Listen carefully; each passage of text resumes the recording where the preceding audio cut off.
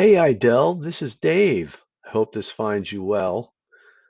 It's been a glorious day here. Blue skies and almost 60 degrees. I hope you've had a chance to get outside a little bit. I miss our Wednesday chats.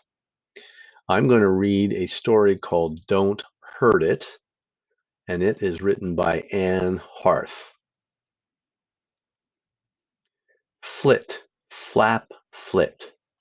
A moth fluttered against the inside of the window. Tyrrell watched. Flop, flutter, flit. The moth was creamy brown.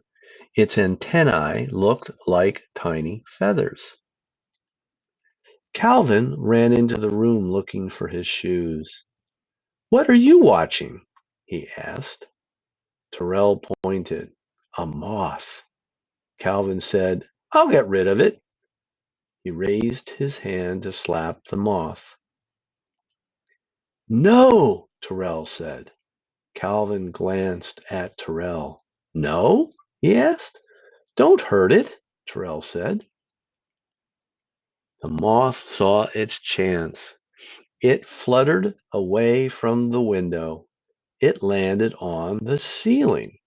Its wings opened and closed. Have you ever seen a moth do that when it's resting on a flower or on a ledge? It's pretty cool to watch. Calvin shrugged. "Hey, Mom," he called. "I'm going out." He left. Tyrrell lay on the floor.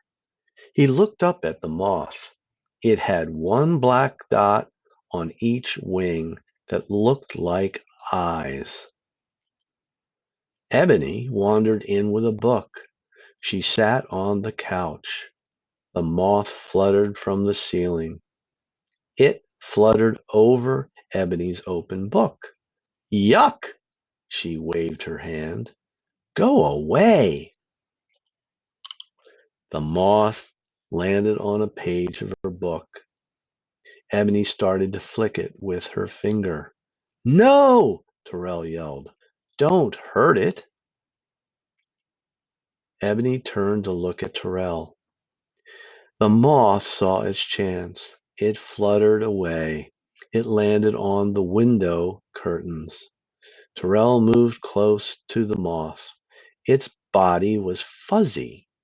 Black, shiny eyes looked at him. Whoosh! Zoom! Whoosh! Mom came in with the vacuum cleaner.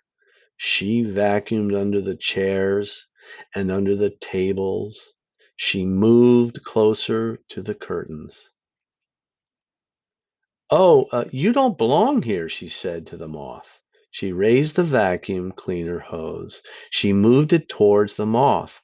"No!" yelled Tyrrell. "What?" said Mom. "Don't hurt it." Mom turned off the vacuum. "Okay, then take the moth outside." Tyrrell crept closer to the moth.